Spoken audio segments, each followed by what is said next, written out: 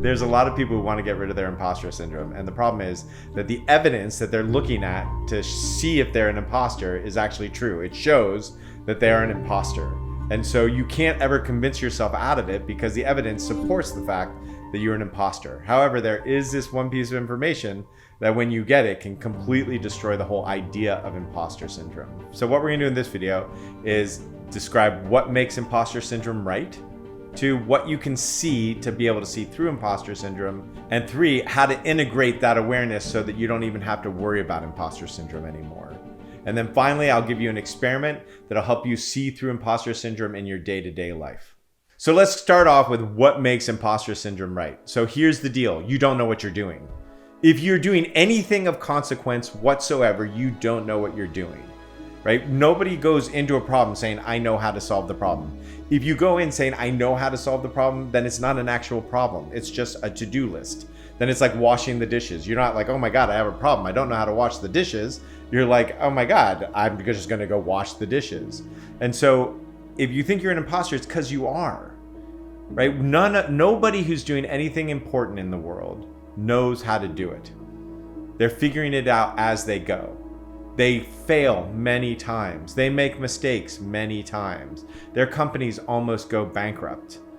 One of their pieces of art sucks. Like no matter what, there's a way in which we don't know what we're doing or it's not interesting to do.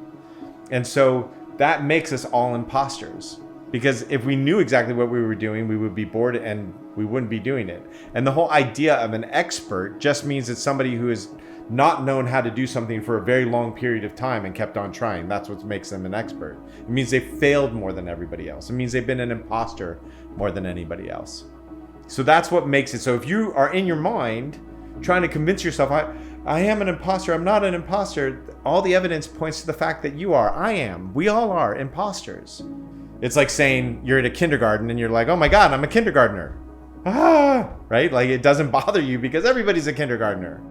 And so there's no way you're going to convince yourself out of it. And that's what most people are trying to do. They're sitting there trying to convince themselves out of the fact that they are an imposter. But you are, so you can't. There's information that you can see that totally will destroy the whole idea of imposter syndrome. Is this simple question: who isn't an imposter? Elon Musk, he didn't know how to build a spaceship when he started. Clearly, he's still iterating on trying to build a better spaceship, right? Or your favorite writer, right? How many edits did they have to do? They didn't do it right the first time. So if you really let that in for a minute, let it in that everybody is an imposter, right? It's a very disconcerting feeling. And it's disconcerting because it means that there's nobody who knows exactly what they're doing. And we want that. We really want to feel like, oh, this person knows. And so if I do it this way, I'm safe. Or this person can tell me I'm right. Or this person can tell me I'm wrong. And I know I can be, that there's some form of perfect that I can even get to. We all want that because it makes us feel safe and secure. And if you can really see, there is nothing like that. There is no perfect book. There is no perfect company. There is no right way to do it. There's just the way that we are called to do it and the things that we're experimenting with. That's all there is. Then there's this kind of, oh my God, because the ground falls out from everything. But there's also a complete understanding that everybody's an imposter. So what's the problem? I remember this story, which I just really always appreciated. It was a friend of mine who had got thrown out of a van and had like one of those experiences where died and came back to life, right? And so whatever creates that, but he had one of those experiences where he saw like the light at the end of the tunnel, and he kind of walked through the tunnel and he saw these two people coming at him, and he was thinking to himself, oh, I'm going to be judged for my life now. And he was like, oh, these two people are going to come and judge me, and I'm going to see if I'm good enough.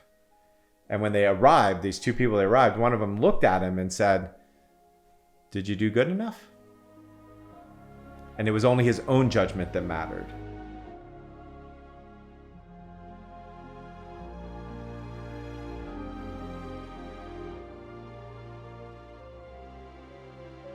And when you realize that, when you realize we're all imposters and that all that really matters is how we feel like we've lived our lives, in that moment, imposter syndrome just can't matter at all. So let's get into how to integrate this into your life. So every time you're feeling like you're an imposter, what's happening is a little bit of fear is happening. And your mind says, oh, I don't know what I'm doing, and somebody else might. And so the most important thing is to just actually work with the fear. Now, there's two kinds of fears to think about. The first one is like fear for my life, and the other one is fear of stepping into a bigger room, right? So it's the fear that you feel like if you're speaking in public, or if you're doing something bigger, or you're like expanding your world just a little bit, like traveling, there's like this certain kind of fear. And what that fear actually is excitement without the breath. So if you actually fully allow the breath and you feel that feeling all the way, it'll turn into excitement. And there's this really cool hack that you can try every time you're thinking, oh, I'm an imposter.